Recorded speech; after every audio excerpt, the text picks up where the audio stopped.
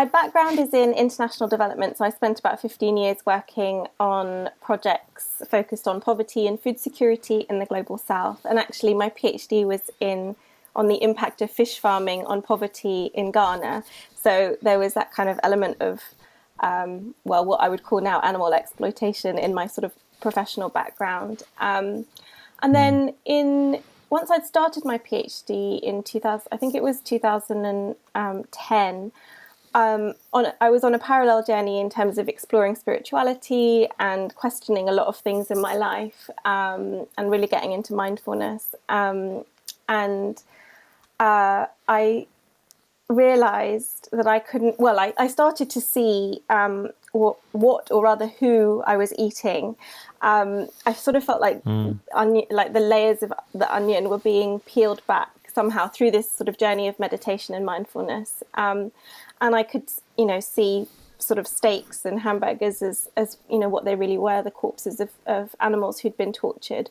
So I went vegetarian, and at this time, I was doing my PhD, and so I was I was in Ghana collecting data from farmers in the bush, fish farmers, and so I think there was a bit of a block for me to really kind of embrace veganism. I hadn't actually heard of veganism at this point, but as soon as I handed in my PhD, I went vegan. I started really exploring, the dairy and the egg industry, and just kind of so much more than I think I had been allowed myself to be open to, and realized it was all part of the same toxic, violent system. So I went vegan in 2013, and slowly I kind of started to really realize, that I couldn't do the work that I was doing with my vegan ethic, but also I came to see development as a form of neocolonialism. So there was sort of big existential crises going on. And so I was really, really trying to kind of extract myself from my career, I suppose. And I think that sort of happened around 2016, 2017. And in the meantime, I'd set up something called Veterinary Vegan Network with my partner, who's a vegan vet, to try and bring, that world together. And we'd also set up something called Ethical Globe. And I'd started blogging, and partly because once I had kind of given up the development career, I actually spent 6 months in bed reading, trying to kind of put the pieces of the puzzle together, because in the development world, I'd been really involved with how to overcome human oppression in the form of poverty and food insecurity, and then with the veganism, I was really exploring animal oppression and also the links with our destruction of the natural world. And so I had the opportunity then, to kind of really connect the dots between all of these issues. And I started writing about them as a way to kind of educate myself, but also kind of put my ideas out there. And I got to the point where I realized that sort of veganism for me wasn't enough, and we really needed structural change, because so many of these issues are connected, and they're connected structurally. And I really sort of felt, gosh, we need a social movement in order to make this structural change. And along the same time, I met Dan Kidby, who is one of the co-founders of Animal Rebellion and also a co-founder of Animal Think Tank. And he had been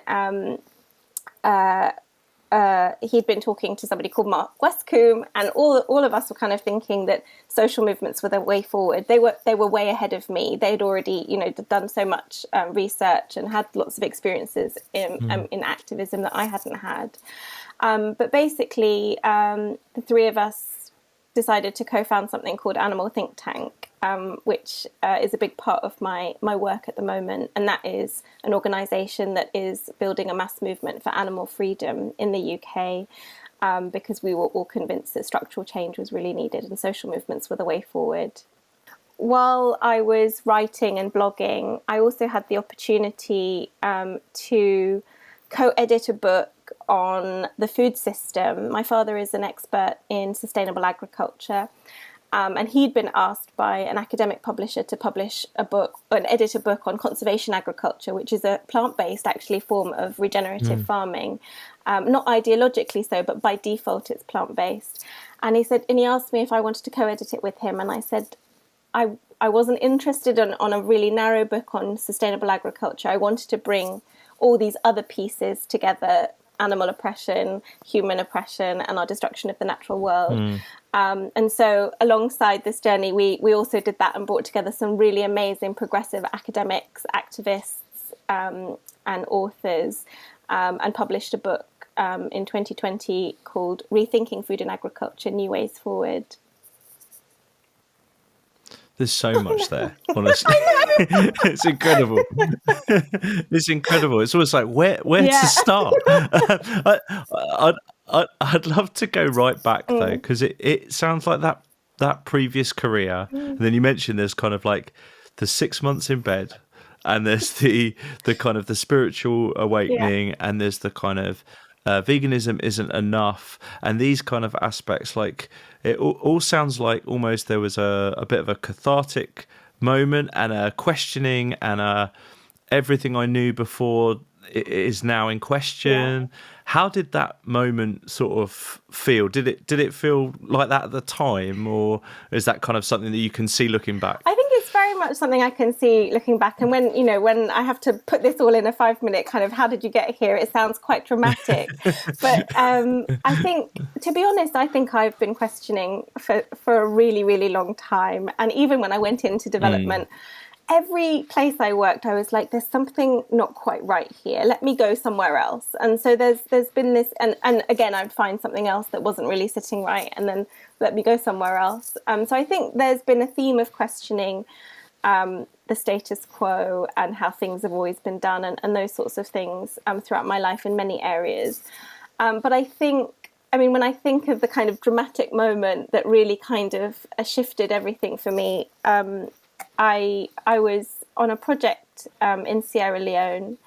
I was sitting, it was such a cliche, I was sitting in a 5-star hotel with my very well-meaning, well-intentioned colleagues, and we were talking about poverty over, steak and that kind of, and I just thought, I can't do this anymore. And I think that realization, or that moment that felt so visceral in my body in terms of I can't do this anymore, and I can't do the fish farming stuff anymore, felt quite, it was there was so much clarity there. It's like I went home and I was like, I can't do this anymore. So there was that kind of sort of, I guess, moment of realization, and yeah, that 6 months was a very kind of cathartic, it was such a relief actually that I could kind of step back and I've always wanted to live my life in line with my values, and then having my values evolve in the way that they have so dramatically with veganism and that whole journey.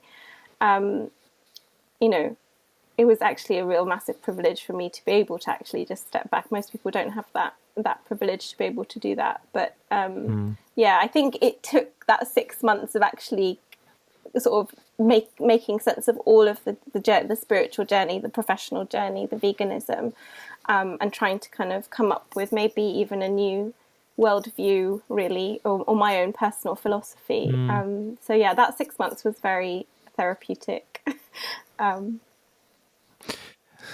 For many people, and I think if I try and put myself in that position, I think and I suppose all people who've come to veganism who weren't born there, which is most people, probably have an element of that. There's a bit of a sort of almost a traumatic experience of like everything I knew up till this point was one way, and there's a feeling of like deception and being lied to and being part of I suppose the analogy a lot of people use is like the Matrix and all those kind of things, which I know is like a really handy one, and it gets used a lot in all sorts of different contexts. And I'm always a little bit nervous of using it because I think it's sort of used a lot in conspiracy theories and all sorts of stuff. But this is an example where it sort of does feel like that to us who've gone through that period. But it sounds like action came quite quickly in that period of time for you. You didn't stay long in that period of trauma. It was almost right. Okay, I need to now take a step forward. Was that how it felt at the time? And again, is that a looking back kind of reflection? Yeah, I think it was. I think in that 6 months that felt very important, I was kind of like, it was very much like, I don't know what's going to come in terms of any of this, because it was both career and sort of in that period as well, I think I realised that my purpose in life was to do something for the animals. Like that was a really big kind of realisation during that time. And I think once I'd really sort of realised that and accepted that, it was like, yes, I have to do something. And I often think about action as the antidote to despair. And so when you're talking about the trauma and the grief and the rage and all of those things, the only way that I can sort of think about keeping that at bay is to channel that energy into action. And I think, my journey is probably very similar to many people's journeys. It started off as, okay, well, I'll start advocating veganism. And it's kind of, that one-on-one personal change and, getting angry at my family for not being vegan. Luckily, my sisters went vegan around the same time, but, my parents and then my friends and then realizing that that's not enough and kind of, sort of working with others and then setting up an organization. And it's kind of like been this whole this journey. But I have to say, I didn't plan any of it. It's all just kind of, it's like there was like the internal nudge to do the next thing and the next thing. And then suddenly you look back and it's like, wow, it's been quite the journey. So so action was very much part of just how I am. But there was no real thought or planning that went into any of it. I'm sad to say. Thinking of that notion of like action as an antidote to despair and veganism almost not being enough. Do you think there's a danger in the way that sort of veganism is quote unquote trendy or like it's being commercialized in a way? Do you think there's a danger of a sort of a comfort with it now that can lead to inaction and it being more of a label and a kind of well, I'm now vegan, so the job's done. I don't need to do anything else. Like I'm, sort of there's a piety to it, which is dangerous for us in terms of that action piece. I think you're absolutely right. I don't know if that's what you think, but that sounds like it is from the question. It is. No, it was very loaded. It was a very leading question. Do you think this? It was, yeah. I think there's a couple of things that come up for me there. There's one which is, I do think individual change, and I'd love to talk about this a bit more. The ecology of social movements framework that we use at Animal Think Tank. So the individual change, so for us, the sort of the veganism is so important on so many levels. And as I said, I don't feel like it's enough. And I think there is a danger with people thinking that, that's enough. And also I think the real danger for me feels like we channel so much energy into being the perfect vegan and, just focusing on the individual. And I think this is and then that the sort of the energy that we could put into collective action, which, obviously I think is so needed. It's like the energy is directed, I think, in the less effective place. But I also think that, the vegan movement, like any movement, has been kind of co-opted by capitalism. And, we live in a neoliberal kind of, economic system where the focus is on the individual. And I think and that we can somehow make moral progress by, being better consumers. And I think that is such a fallacy, and it really serves capital and, corporations. It doesn't serve, sort of wider society and the animals. Because veganism is on the rise, but so is, the number of animals being slaughtered in the UK and globally. The demand for the flesh and secretions of other animals is increasing year on year. So it's clearly not enough to focus just on the individual part of it, but it's so important for the cultural change. So I don't want to dismiss, the focus on veganism. It's kind of like both. We need both and. Yeah, I think this you've far more eloquently summed up something that I've sort of wrestled with for some time about. When I see like sort of quote unquote vegan news outlets heralding, say, Burger King. With a new line as like this is progress, and I really struggle with that as a concept, Yeah. like that's progress, because I kind of think there's far. I don't know if it is progress at all. I feel it's like they can see that there's a 5% share or 1% share or whatever that's over there, and it's just another product line that's going to take that share. And there's also an element of, well, we know that vegan kept stopping the other 5 people that they were out with from going to Burger King. So in very simplistic terms, Yeah. so if we give the vegans something, they'll bring the other 5 back, because we know that those people have such a, us as vegans have such a sway in our social groups, because we're the only person who's got the problem, if you like, who needs to be taken somewhere else. So I really struggle with that as sort of progress, and I just see it increasingly kind of shared and reshared and reposted, and I see that getting such traction that these companies are progressing veganism. And I think it's less of a question, more of a musing restatement, I guess, of what you were saying. But I really sort of feel a struggle with it. Well, I share that. It really resonates. And I think this is one of the downsides of sort of looking at veganism purely in a kind of apolitical kind of sense, and not really understanding the connections between however you want to phrase it, whether it's different forms of oppression or just kind of, the injustice that's in society in all aspects of society. And, one of the reasons I think that we're in such a mess is because of the corporate food system, and Burger King and McDonald's and all of those are very much part of that. And, I struggle to celebrate these sort of wins, because I'm like, those corporations are the ones that are actually killing billions of animals. Those corporations are the ones that are polluting our waterways, perpetrating, the first mass extermination that we are living through. And so many of the things that are happening that are causing such terrifying impacts on the world. And it's a profit motive. There's nothing moral about it. It's like, we can just get this extra, share of the market. And again, at the same time, I'm like, well, we also do have to think about the barriers to veganism.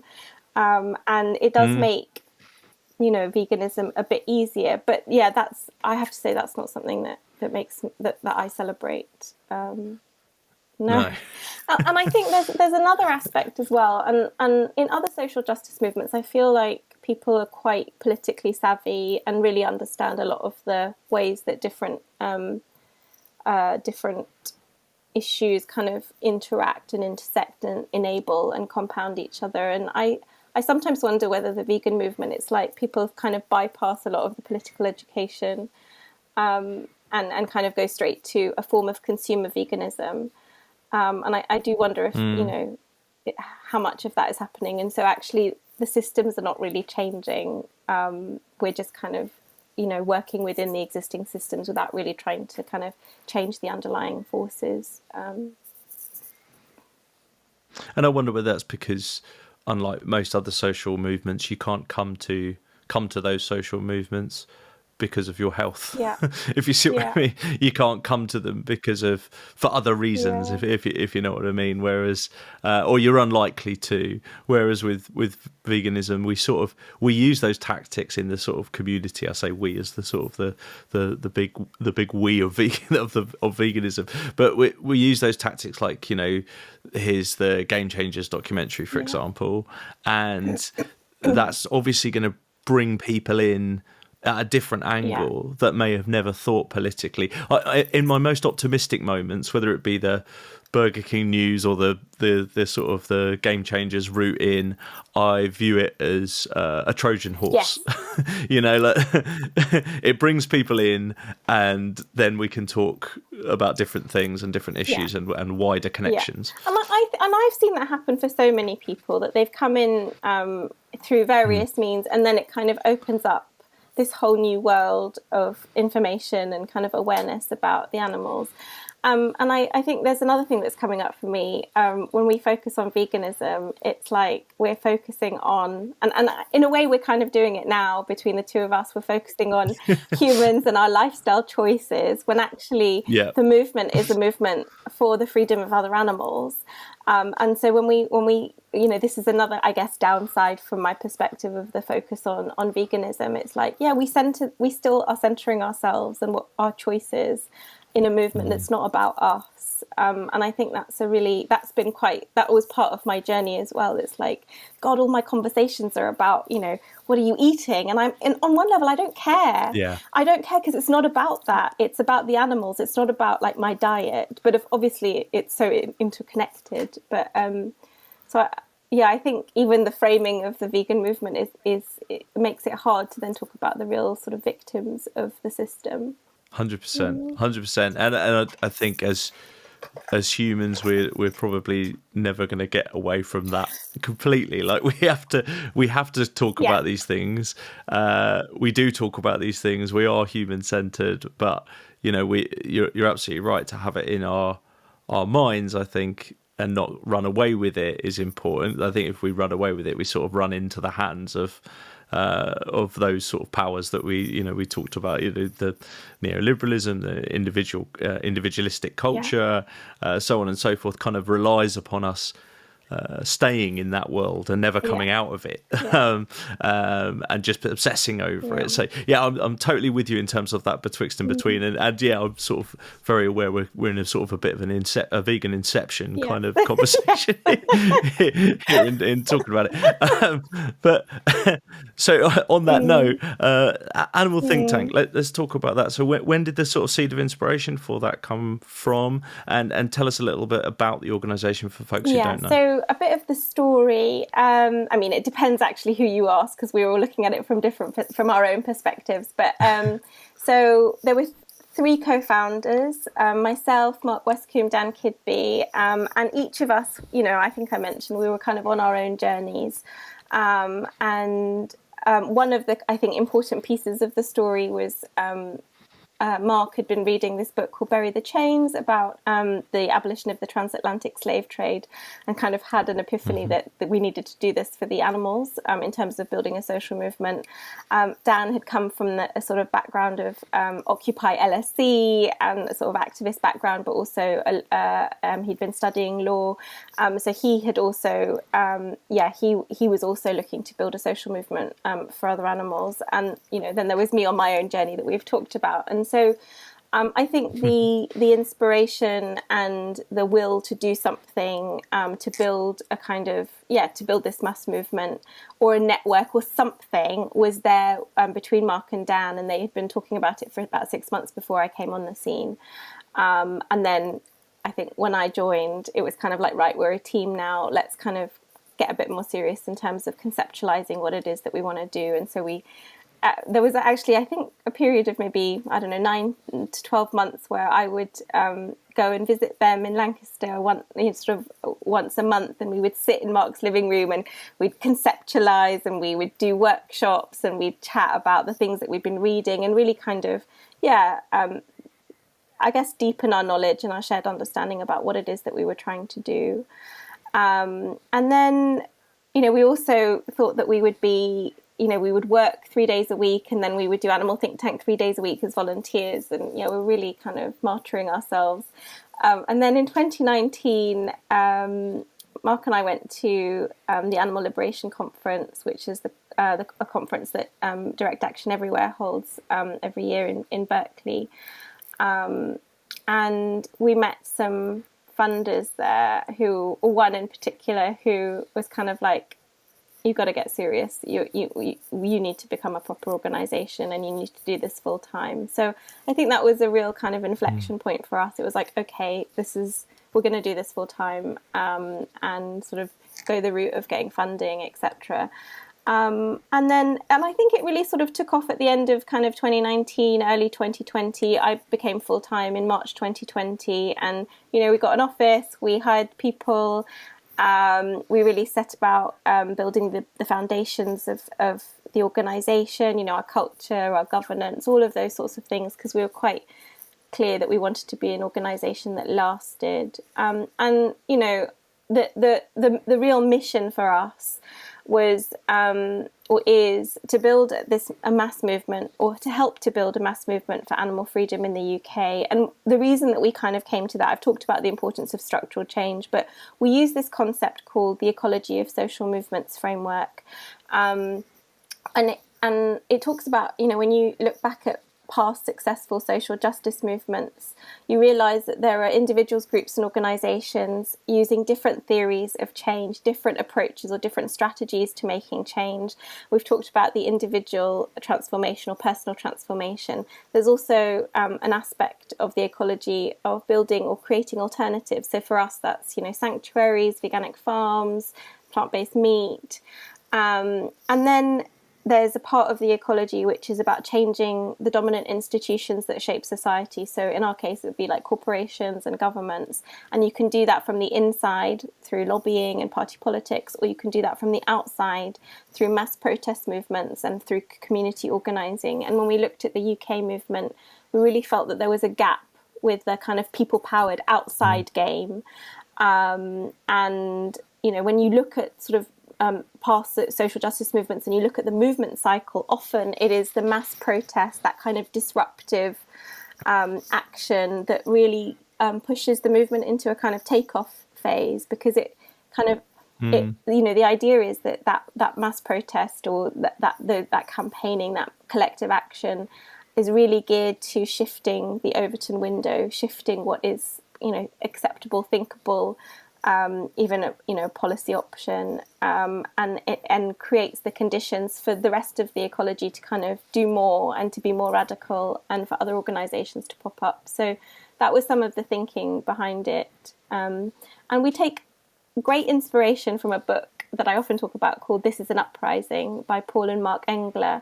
And if any of you, any of your listeners are interested in, you know, social movements and how social movements have been successful in the past, this is such an inspiring book, and it looks at the civil rights movement, the Indian independence movement, the student movement in Serbia called Otpor that overthrew Milosevic.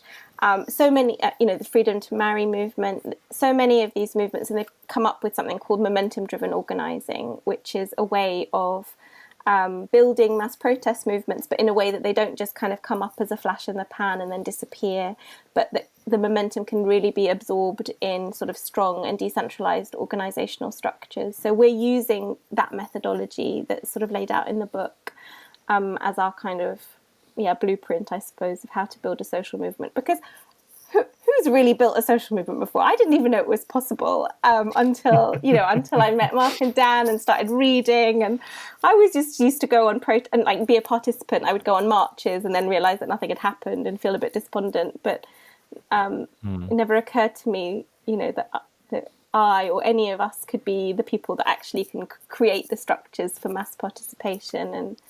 And so that's a bit of a roundabout way of talking about Animal Think Tank. No, there isn't really a sort of an IKEA guide to social movements. No. You mentioned about organisations popping up and sort of decentralised and there being, you know, feeding off each other in a way was the kind of the imagery I took from that. And what jumped into my mind was obviously Animal Rebellion, which I'd like to talk about in terms of your involvement with that organisation.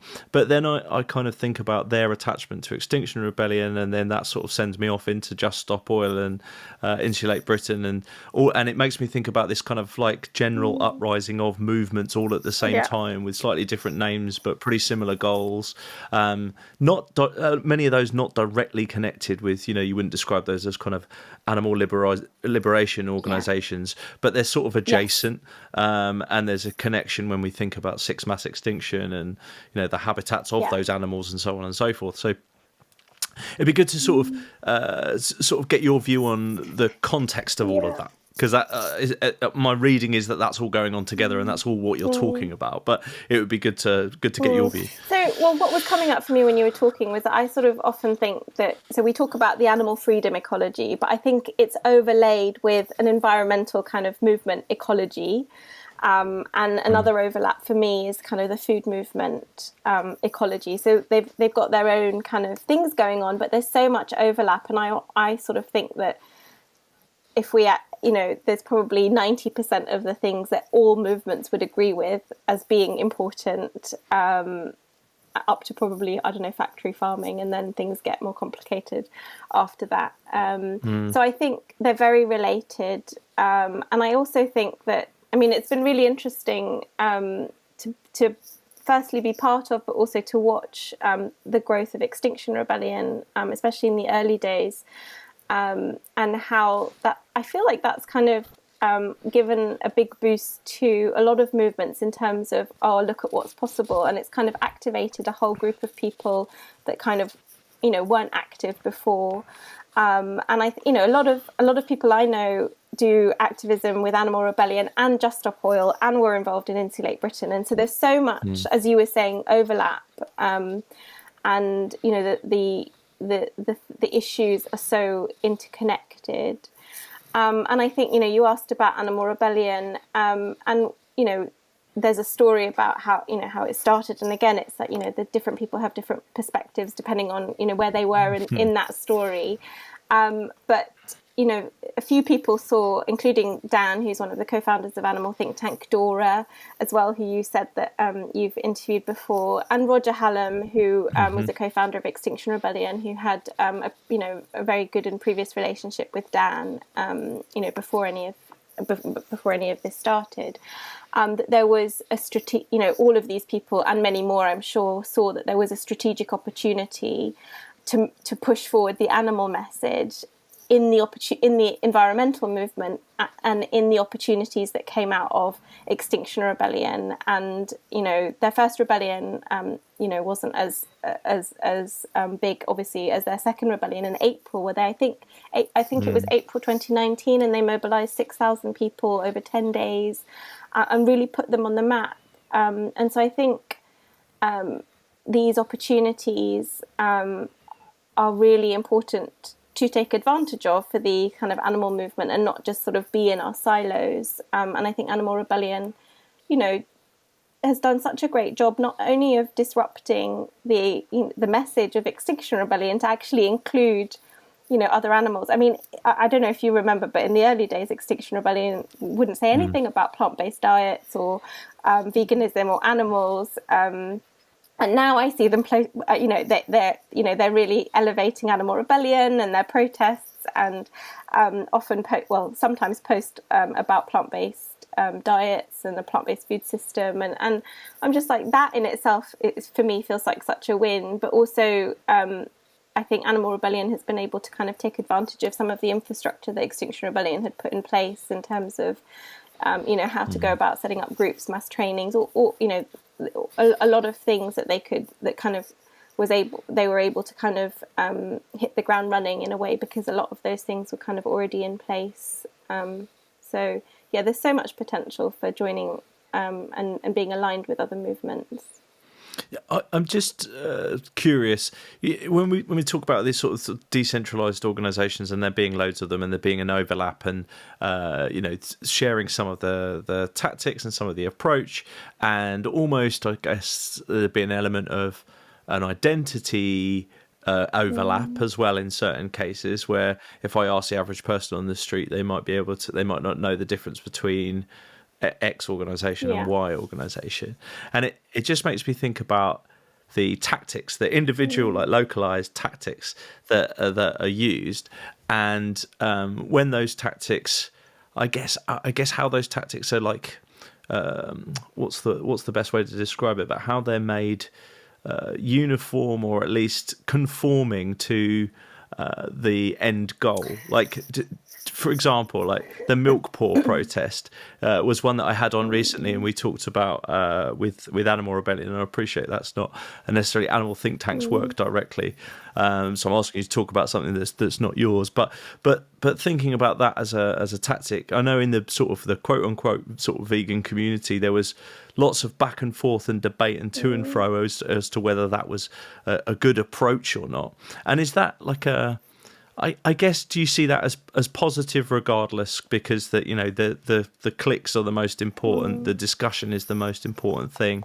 the tactics are almost secondary? Oh, there's so much in that, sort of on a meta level, when you know, that was coming up for me. So one is, you know, there's this concept of action logic, which I think you're getting at, is kind of like how congruent is the action with, you know, the thing that you're trying to change. I mean, like sitting in the road could be, you know, related to so many different things, or nothing at all, in fact.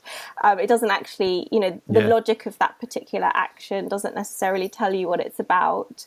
And I think that this is a really important thing. So, you know, being able to do tactics and actions and campaigns really with that logic in mind is so important. And we often talk about the need to show, not tell. And so it should be really clear in an ideal world, if, you know, if you're doing like the perfect kind of action, it should be very clear from the tactics that you use, what actually the story is. What is it that you're trying to draw attention to? So that's one thing. And I'm not an expert in this at all. You know, we've been you know, sitting in, you know, behind our computers doing research, and you know, it's so much easier to talk about this in the abstract than actually when you're responsible for doing it. So I don't want to. That's just one concept that feels important. I think you know, one of the ways to build momentum, a really important way to build momentum. And what these groups are trying to do is trying to push the issue out into the public consciousness, because they have, you know, these conflicts and tensions are there. It's just that, you know, society is not looking at them. And so the role of the sort of protest movement, or, you know, direct action group, is to be able to push it out so that people have to look at it and take a stand and say, yeah, okay, I'm either for or against. So tactics have to be disruptive. And disruption is going to annoy people, and even the people who are supposedly, you know, on your side. But when we look at, for example, there's a slide that I often use when I do talks on our theory of change, and it's kind of looking at public opinion about the freedom rides in the civil rights movement, and this was a very successful campaign. But the majority of Black people were like, "This is not good," right? They were against it. So, but the thing is that I think this shows that people can be kind of against your tactics, but they can still then be for your cause.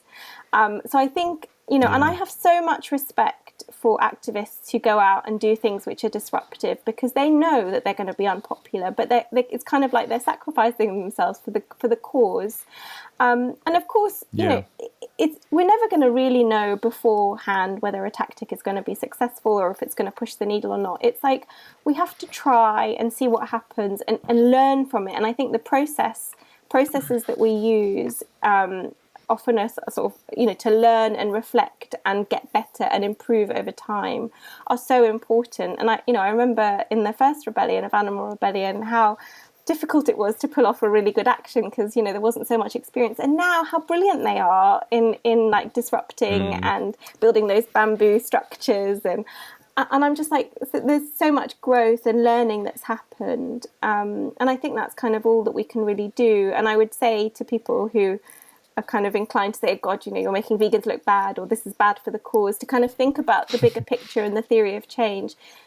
You know, a lot of people were really against the soup throwing of Just Stop Oil, the Van Gogh sunflower paintings. And yet, you know, Phoebe, one of the activists, ended up on Newsnight not long afterwards, and she really was able to eloquently, you know, share the perspective and get people to think about the 100 you know, fossil fuel licenses that the government is about to kind of grant.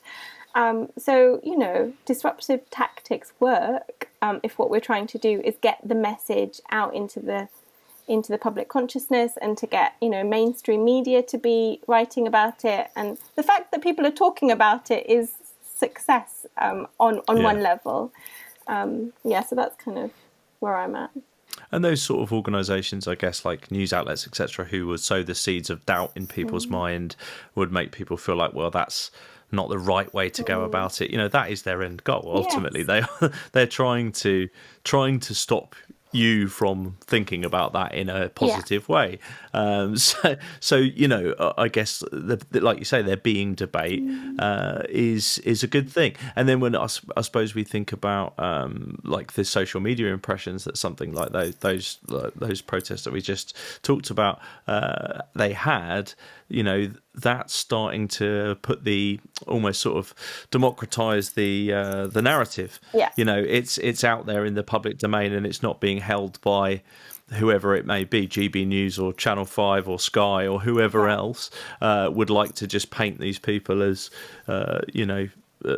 mindless kind of hippies looking to disrupt everyone's life. There's a deeper message to it. So I think you're absolutely right. And having spoken to Steve from the milk pool protest recently, that the thing that resonates is that personal sacrifice element as well. Like that somebody puts themselves in that position because they believe in a far bigger mission than themselves and their own personal sort of likability, etc. And actually, he was talking some weeks out from the event. People were starting to come around to it. Even like you said, those who were against the tactics started to understand the logic behind it. And so it does all seem that when we look at these things in the moment, they feel inflammatory. When we look at them slightly out, they seem, slightly further out, they seem actually pretty rational. And then I suppose when we look at it in the historic context, sometime forward, hopefully we'll be looking back at it as, well, those were the kind of things that started these movements and gave them momentum. Yeah, no, I think that's absolutely right. Martin Luther King was really unpopular when he was alive. It's only in years later that we like herald him as some amazing person. And I think this element of sacrifice is really important, and often we talk about the more disruptive actions that you're doing, the more the element of sacrifice is important, because sacrifice inspires empathy in people, and also it sort of activates something. It's like, if these people are really willing to put their bodies and their lives and their freedoms or whatever it is on the line, there must be something to this. And so I think there's a lot of important dynamics that go on with actions, both with disruption and sacrifice. And when I see the milk spilling and the soup throwing, my instinctive visceral reaction is like, oh my goodness, but that's the point, it's, even though I know the theory, it's like, but I think that's the point. It's trying to disrupt our normal kind of, just sleepwalking off a cliff, as far as I'm concerned, and the point of these actions is really to dramatize the injustice. So in many ways these actions are political theatre. So they have to be dramatic, they have to be a bit OTT in order to be able to get people's attention. So the fact that people have all these different reactions, I think it means that they're doing something. And I think the last thing to say is that the idea of these actions in many ways is to polarize. It's to kind of, like I said, to kind of ask people, which side are you on? And ideally, we want positive polarization. So to move more people over to the side of the cause than it does, push people away. Because it's always going to push people away. But we're trying to push more people to move from sort of being passive allies or neutral to be, to also take action. Yeah. So obviously that's the sort of the disruptive, the action side of things, and like you say, the political theatre. But sort of alongside that needs to become something substantive that sort of follows. Like here is a kind of an actual set of actionable policies and so on that can be put into place. And so I'd like to talk about the book, if that's okay, because that seems like that sort of fits into that kind of category. And it sort of I guess resonates with me is I had a conversation with Dr. Alex Lockwood some time ago, who was working on a project alongside the Vegan Society. We had a sort of a conversation about this then, that, on the one hand, you've got the kind of animal rebellion piece, the kind of mass protest piece, the hearts and minds, and on the other hand, you then have to sort of be able to offer something up as, okay, well, here's the change. This is what this looks like. So it'd be great to talk about the book, if that's okay. Well, just before we talk about the book, I wanted to say, so, and I think you've touched on this, or you've understood this. It's like there's the different parts of the ecology are kind of responsible for different things if we use this framework. And so for the mass protest is kind of like pushing it out into the public consciousness, creating the conditions then for the people who are skilled in developing policy and have relationships with kind of, MPs or the decision makers, to then be able to push forward their agenda, whether it's legislation or regulation or whatever it is. So, I think with social movements as well, it's important not just to be against something, and as you say, it's like offer up the solution. So it's not just ending dairy, it's also we need to rewild, and that's kind of a big part of the solution. So the book, well, I wouldn't say that it's a whole set of policy recommendations, but it really is, I often say that it's the book that I wanted to read and I couldn't find. I was reading, really amazing books that went deep into, animal rights, and animal liberation, and then, human oppression and development and environmental things. But, the environmental books never included other animals in the way that I wanted them to. The sort of human oppression, same with human oppression stuff, is sort of, it wouldn't include the animals. So I wanted, something that would bring all of those pieces together. And also look at kind of the roots of what is wrong with our current system, and sort of going back more than 10,000 years, because I think that is so. I personally find it very interesting, but also it feels like if we don't really understand the origins of speciesism and how we've domesticated other animals and how that actually led to so many other things in terms of social stratification and so many other types of oppression. That's not a part of the story that I ever hear, other than from people in the sort of a few people in the animal movement. So that the idea was to bring all of that together. And also I would say, I've just said sort of the environmental and human oppression stuff doesn't include animals, but I often think that a lot of the stuff that I read around sort of in the animal sphere doesn't really have that much knowledge or understanding of the type of, for example, agriculture that could be part of the solution. And I've mentioned conservation agriculture previously, and it's kind of a case of, we just need to stop animal agriculture, but industrial crop agriculture is pretty horrific as well, and it's also contributing to so much destruction. So it's kind of like, the book really was an attempt to bring a lot of these ideas into one place. And not all of the authors were vegan, because there's a lot of expertise outside of the vegan movement or the animal movement, but I knew that we would have the last word in the last chapter in terms of bringing it all together. So and we put forward, it's called Rethinking Food and Agriculture, New Ways Forward. So half the book is really about, okay, what are the roots of the crises and what's wrong with the current system. But then, half of the book is really about what are the ways forward, what are the new paradigms of agriculture, political economy, and nutrition, so plant-based diets and plant-based food system that need to be part of or the basis of a future food system. Because often academic books, I find, are really good at deconstructing what the problem is, and then you've got this sort of 10-page conclusion saying, a few recommendations, and it's like, no, most of us know what the problems are. We need to know what to do about it. So that was kind of the aspiration, and we ended up with distilling a lot of the lessons in all of the different chapters in all of the different sectors into a framework that we called inclusive responsibility, it's not like a blueprint for how to change things. It's more like a set of, I guess, principles, where there could be lots of different visions kind of within that, but is our food system needs to be applicable to smallholders, so that's like against the corporate food regime. It needs to also, include, other animals and the planet in sort of a kind of concept. Well, yeah, the rights of nature, for example. So lots of different sort of principles. There were 6. And I think what we came to at the end of the book was kind of like, actually, all of these things are, all of this terrible stuff that's happening is really reflecting a crisis in values and ethics. And that was what we kind of thought that really needed to shift from sort of values or principles of competition, individualism, extraction, materialism, all of that to, universal human values, like love and compassion and equity and care. And I suppose the framework of inclusive responsibility then builds on this other set of values that we wanted to put forward.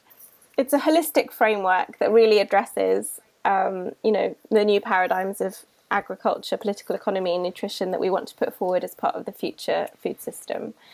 And we also came up with a kind of, well, it's a bit wordy, but the paradigm of agriculture that it was kind of distilling all the best bits of different paradigms that we'd been exploring in the book.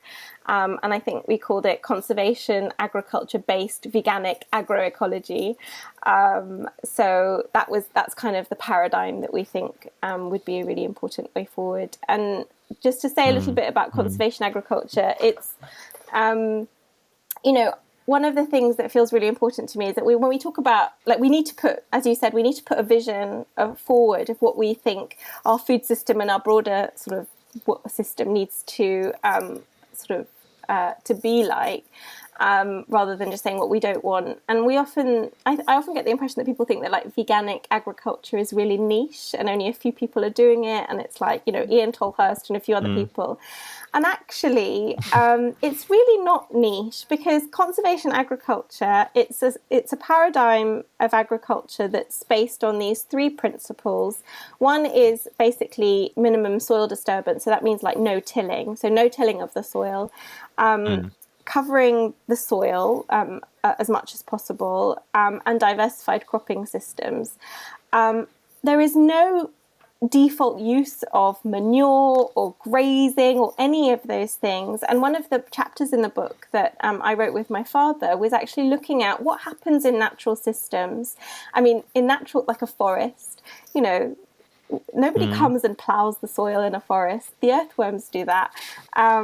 Nobody is coming and putting manure on. It's like the biodiversity that's in there is kind of, there's a whole ecology, and we compared what happens in a natural system to all of these types of new paradigms of agriculture that are being put forward: agroecology, organic agriculture, so-called regenerative agriculture with mob grazing, and then conservation agriculture. And so conservation agriculture doesn't use animals by default like the others do. And that's not from an ideological perspective. It's like, that's what nature doesn't use animals in that way. So I want, and currently conservation agriculture covers 15% of agricultural land. So it's not this niche thing that we think veganic agriculture is. It's it's not all organic, but it can be done organically, and there's lots of farmers doing it organically. So that was one thing that felt very important as a kind of basis of a new paradigm of agriculture. But then, and obviously the veganic part in terms of not using other animals, but also agroecology. So agroecology is a paradigm of agriculture, but more recently, with a capital A, it's also included the sort of social movement piece and sort of challenging the corporate food regime. And that, there's La Via Campesina, which is a big peasant, a global peasant movement that's really pushing this forward. But it's the idea that we can't just have a paradigm of agriculture without the context of, the structural changes that are needed, a paradigm of political economy that's needed, that's different to sort of corporate capitalism. So there's ideas as well in sort of agroecology with a capital A that include things like food sovereignty as opposed to food security. It's about decentralizing power in the food system. When we talk about food security, it doesn't include where that food is coming from, who has the, who is deciding, who has the power in that food system. So food sovereignty is very much a political concept.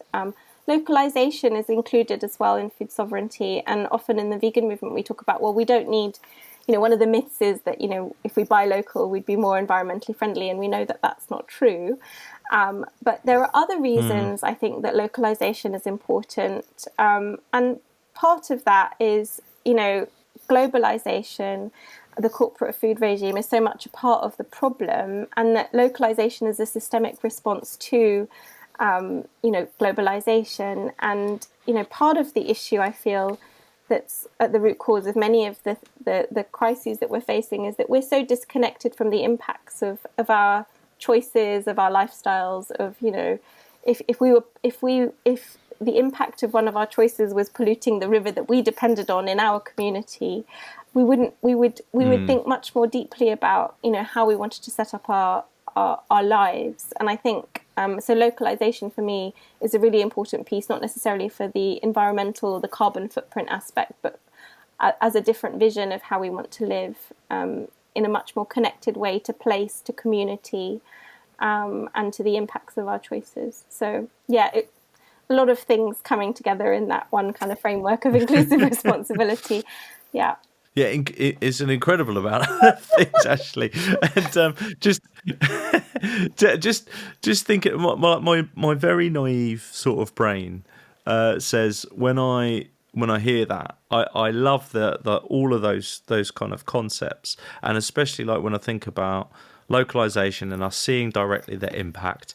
And I've heard of regenerative agriculture talked about a lot, but from those invested in animal agriculture. So to hear kind of the other side of that coin, and to hear 15% of sort of that kind of veganic stat, or that there is that kind of restorative non-animal using agriculture in existence is exciting. But there's a lot. The thing that keeps jumping into mind is there's a lot of people who have to give up a lot of power for us to be able to get to that kind of world. And so I'm sort of, that it's getting there that seems like the real huge step, the real kind of chasm. Is like we have the kind of, we may even get to the place where we've got like the will of many people.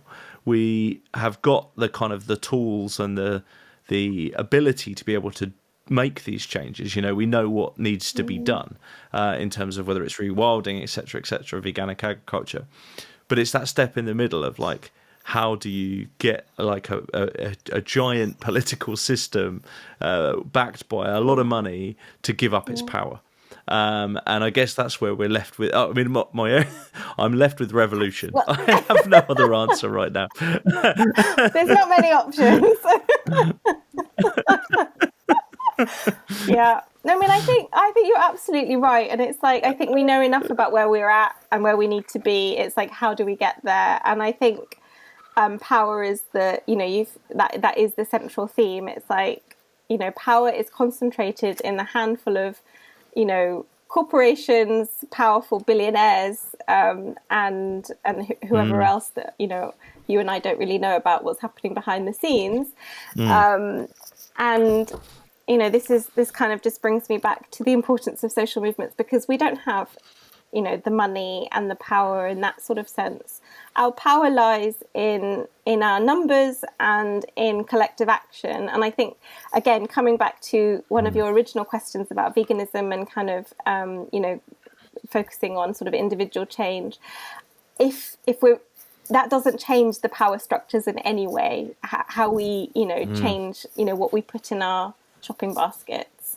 And what the only hope that I see is collective action, which is so hard, because I sort of feel like we've forgotten how to collaborate, to work together, and we're so kind of in our, these sort of atomized individual kind of lives. And but part of the sort of root issue, I think one of the root causes of what's going wrong in the world is our lack of connection to each other, to ourselves, to other animals, to the environment. And so I see this all as very connected.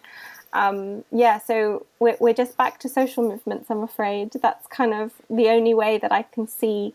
And people don't give up power. We have to demand it. We have to take it. And one of the things that really excites me about what Animal Think Tank is doing is, well, I think that we as individuals don't feel very powerful. And it is through getting involved in these types of social movements that help us to reclaim our power and our agency and to step into it, because we are powerful beyond measure. We just don't realize it. And when we come together, we can be so powerful. It's just, how do we do that? And how can we overcome the apathy and, the kind of the despair of like, well, nothing I do is going to make a difference. Yeah, maybe nothing you do as an individual is going to make a difference, but coming together with others through collective action, well, it's our only hope. And really, I think that's the only way things have really transformatively changed in the past. It's through mass social movements.